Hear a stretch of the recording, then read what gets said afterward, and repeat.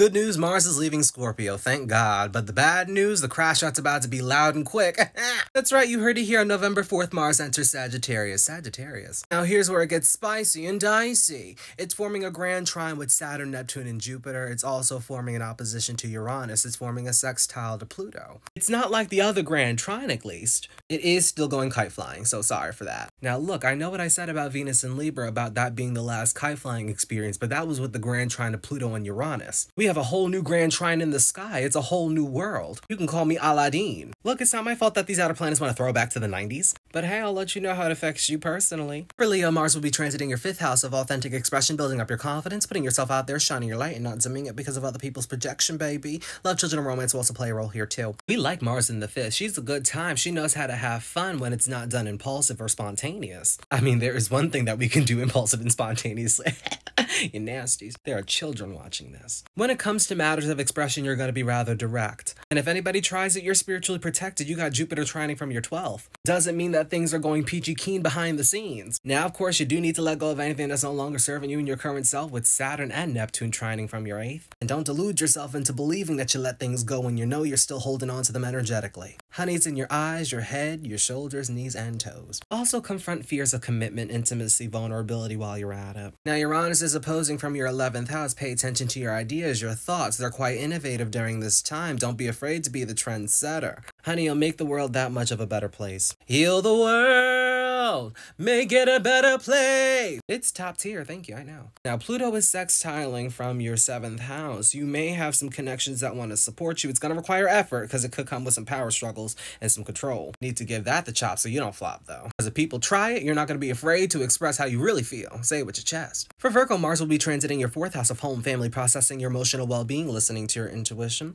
as well as learning your authenticity through your foundational core. This is a transit you're going to need to face your emotions head on. Do not run away from them. It can lead to violent outbursts, lashing out. We don't want that. Maybe you do. But on the flip side, you'll be protective over the things and the people that you care about. Will you crash out at them? Maybe, possibly, I don't know. I don't live with you, honey. But your friends, groups, and network circles are supporting you. Look at that, equal exchange. Jupiter's trining from your 11th, by the way. Now, with Saturn and Neptune trining from your 7th, you also have support of close connections too, but it can come with a little bit of tension. Or at least a little bit of karmic lessons. But hey, it's good until February 2026, right? Right. Just don't connect with the potential. You need to see the reality of the other people that are in your life. Teaches you a lot about the reality of the relationship that you have with yourself. It's the best relationship one could ever have. Now, Uranus is opposing from your 10th house. Of course, you need to find a balance between your public and your personal life, but also maybe change things up within your career status, legacy, and life's work. There could be a sudden change that's happening within career that can frustrate you, but that could be the very catalyst that leads you to the greater awakening. Ain't God good? Now, Pluto is forming a sextile from your 6th house. You just need to show up and be of service to yourself. That's what's going to lead to empowerment during this transit for you. What does that mean? Filling up your own cup, not filling up somebody else's cup to your detriment. Watching out for self-criticism, criticism of others. It's a pruning process, really. Oh, lastly, it's when you don't listen to your intuition that you walk yourself into frustration, so don't do that. I mean, listen to your intuition, but don't ignore it. You're welcome. For Libra, Mars will be transiting your 3rd house of communication, skill development, siblings, cousins, your immediate environment, the mind, mentality, sharing information, opinions, and thoughts with others. Communication's going to be direct during this transit. You're going to speak your truth. And you're not going to care how it's going to come out. Other people might, though. But is that your problem? Probably not. Now, do watch for the impulsive thoughts. Think before you speak. Think before you speak. If not, I'm not sending thoughts and prayers for that because I told you, I warned you. Now, your career status, legacy, and life's work is the very thing that's supporting you during this time with Jupiter trining from your 10th. Just be sure that you're not biting off more than what you can chew. I see you overworking yourself with Saturn and Neptune trining from your 6th house. You need to cut that out. Nothing wrong with working in the day-to-day, but you gotta pace it. What did I say? Honey, I just tried to look for a rhyme. Go with it. Go with it. But seriously, do not overwork yourself. That can lead to health issues, mental health issues as well, too. Also, moderate the doom scrolling if you've been doing that lately. But we need to look at our personal development journey from a realistic lens. Where are we not being of service to ourselves? Now, Uranus is opposing from your 9th house. Your beliefs and philosophies need to take a front row seat, and they need to be balanced out with your logic and your communication. Don't be afraid to embrace the unconventionality within your beliefs either. It's different for a reason. It's also the reason why you're currently getting your success, right? Also, don't be afraid to express both your light and shadow attributes. It leads to true authenticity with Pluto sextiling from your 5th. It also leads to true empowerment too, so hey, be my guest, express the best.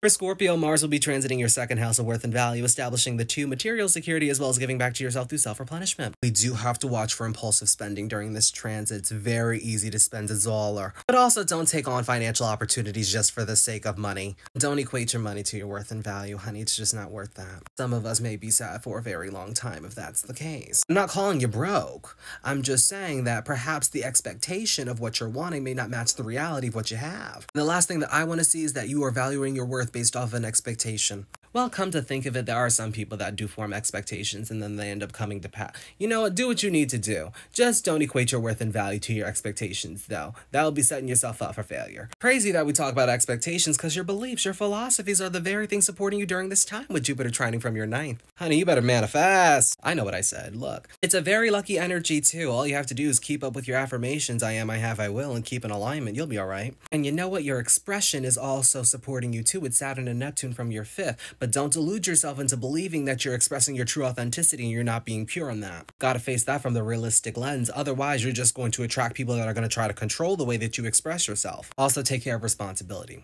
Kisses. Now, Uranus does oppose from your 8th house. Sudden transformative changes can definitely happen, but the more that we prioritize our healing journey, going below the surface and examining the darker aspects of life, the more empowered we can be. And it helps to balance out the energy, too. Now, your emotional well-being can also support you, too. It just requires a little bit of effort with Pluto sextiling from your 4th. Any emotions that come up from below the surface, face it head on. Head on, apply directly to your forehead. If not emotional tower moment, intensity, I don't want to have it, no. But you transform for a living, so I feel like that's going to be easy for you. Is it going to require more energy? Of course, but Mars is ruled by you, or you're ruled by Mars and Pluto.